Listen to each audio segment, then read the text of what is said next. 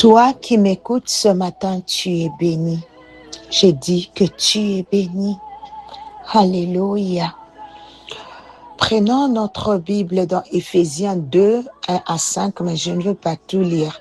La parole de Dieu déclare: vous étiez morts par vos offenses et par vos péchés, dans lesquels vous marchiez autrefois selon le train de ce monde. Mais Dieu, qui est riche en miséricorde, à cause du grand amour dont il nous a aimés, nous qui étions morts par nos offenses, nous a rendus à la vie avec Christ. Alléluia. Acclame pour cette portion d'écriture. Alléluia. Frères, sœurs, en lisant ces passages, remarquez une chose. L'apôtre Paul emploie constamment de verbes au passé. Vous étiez. Vous marchiez autrefois. Nous vivions autrefois. Pourquoi? Parce qu'il veut nous faire comprendre qu'il y a un avant et un après dans la vie de celui qui rencontre la miséricorde de Dieu. J'aimerais que vous reteniez cette vérité. La miséricorde de Dieu ne peut jamais te laisser dans l'état où elle t'a trouvé. Je le répète encore une fois, la miséricorde de Dieu ne peut pas te laisser dans l'état où elle t'a trouvé. Lorsqu'elle entre dans une vie, elle produit toujours une transformation. Elle change l'histoire d'un homme. Elle change sa destinée. Elle change sa condition. Elle change son avenir. Elle fait passer une personne d'un passé marqué par la souffrance à un futur rempli d'espérance. Voilà pourquoi avec Dieu, il y a toujours un avant et un maintenant. Hier, tu étais lié, ma bien-aimée. Aujourd'hui, tu es libre. Hier, tu étais condamné, mon bien-aimé. Aujourd'hui, tu es pardonné. Hier, tu étais perdu. Aujourd'hui, tu es retrouvé, maman. Hier, tu étais mort spirituellement. Aujourd'hui, tu es vivant, oh my God, en Jésus-Christ. Mais je prophétise sur quelqu'un ce matin. À partir d'aujourd'hui, Dieu ouvre devant toi un futur de gloire. Oh, quelqu'un peut dire Amen. Mais arrêtons-nous un instant sur le verset 4. La Bible ne dit pas seulement que Dieu est miséricordieux. Elle dit, mais Dieu qui est riche en miséricorde. Riche en miséricorde. Quelle expression extraordinaire. Dieu n'est pas simplement miséricordieux. Il est riche en miséricorde. Quand on parle de richesse, on parle d'abondance. On parle d'une quantité qui dépasse largement les besoins. Cela signifie que la réserve de miséricorde de Dieu est inépuisable. Elle est plus grande que tous nos besoins réunis. Écoute-moi bien. Tous les besoins que tu portes aujourd'hui, toutes les difficultés de ta famille, toutes les situations impossibles de ce groupe le réveillent. Même si nous les mettons ensemble, la miséricorde de Dieu est encore plus grande. Sa miséricorde est suffisamment abondante pour répondre à tes besoins aujourd'hui. Mais elle est aussi suffisante pour répondre à ceux de demain. Quel privilège de servir un Dieu riche en miséricorde. C'est pourquoi je peux vivre sans inquiétude. Non parce que je n'aurai jamais de preuves, mais parce que je sais que la miséricorde de Dieu ne sera jamais à court.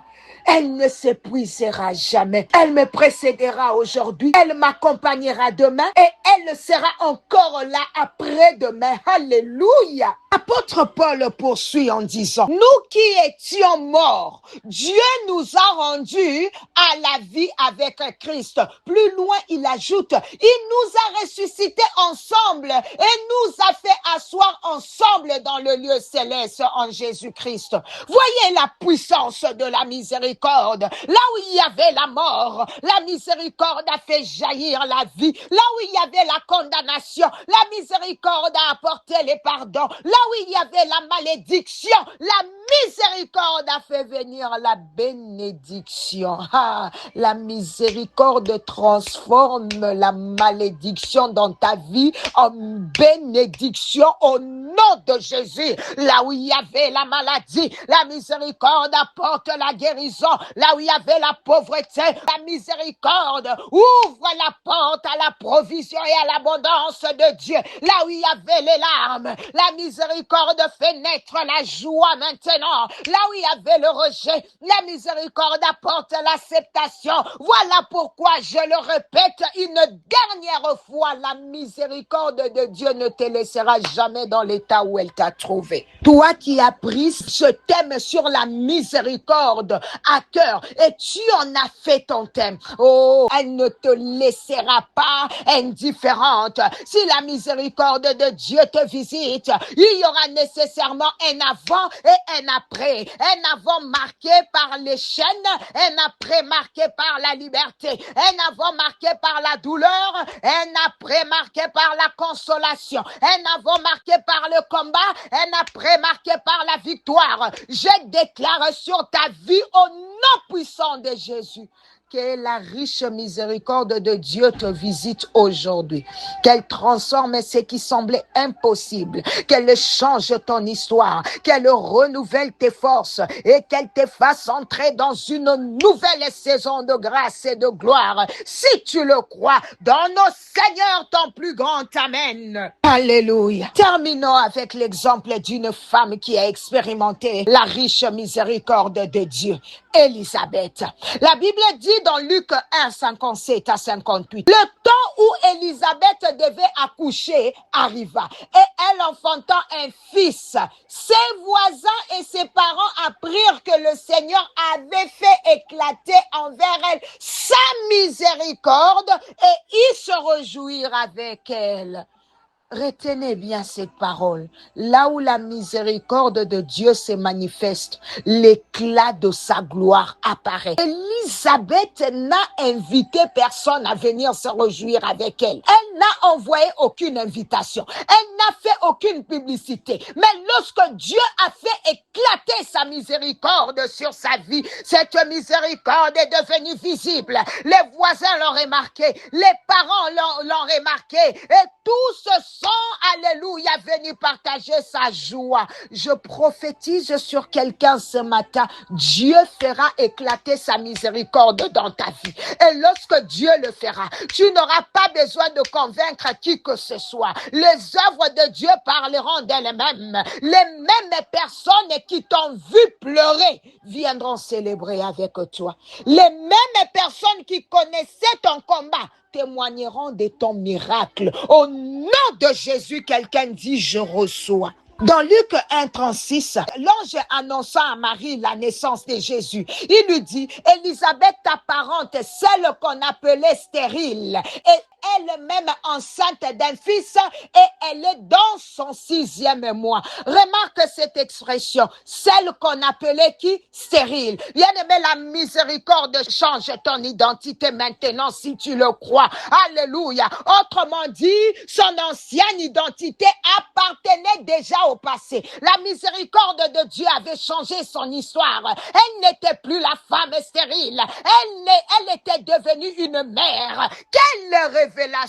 La miséricorde change le nom que les hommes te donnent. Oh, on t'appelait stérile. Dieu t'appelait féconde. On t'appelait rejeté. Dieu t'appelait choisi. On t'appelait faible. Dieu t'appelait fort. Oh, on t'appelait vaincu. Dieu t'appelait vainqueur. Je déclare au nom de Jésus, la miséricorde de Dieu changera le nom que les hommes t'ont donné. Tu sais, bien-aimé, je suis convaincue qu'Élisabeth avait tout essayé. Elle avait certainement prié. Elle avait attendu. Elle avait espéré. Peut-être avait-elle consulté des médecins. Oh my God! Mais ce que les hommes n'ont pas pu faire, la miséricorde de Dieu l'a accompli. Voilà pourquoi je te dis aujourd'hui, ne limite jamais Dieu à ce que les hommes peuvent faire. Lorsque la miséricorde parle, les impossibilités disparaissent. C'est que la médecine ne peut pas expliquer. La miséricorde de Dieu peut le produire. Ce que les hommes déclarent impossible, la miséricorde de Dieu le rend possible. Car rien n'est impossible à Dieu. Et tu sais, la meilleure, c'est quoi? C'est que Dieu ne s'est pas contenté de donner un enfant à Élisabeth. Il a confié Jean-Baptiste, le prophète, qu'à aller préparer le chemin du Seigneur. Pourquoi? Parce que Dieu savait qu'il pouvait lui faire confiance. C'est que la miséricorde met entre tes mains n'est jamais seulement pour toi. Dieu te bénit afin que tu deviennes une bénédiction. Il te donne des ressources. Il te donne un travail. Il te donne la santé. Il t'ouvre les portes. Il te donne des relations parce qu'il sait qu'il pourra aussi se servir de toi pour accomplir son œuvre. La richesse de Dieu contient toujours deux parts. Les pain pour ta maison et la sémence pour le royaume. Mange ton pain avec reconnaissance, mais n'oublie jamais la sémence que Dieu attend de toi, car la miséricorde ne fait pas seulement de toi un bénéficiaire, elle fait de toi un collaborateur de Dieu. Que Dieu nous bénisse. C'était bien l'humble servante de l'Éternel, Maman Nathalie Lukula. J'ai béni ton week-end. Bye bye for now.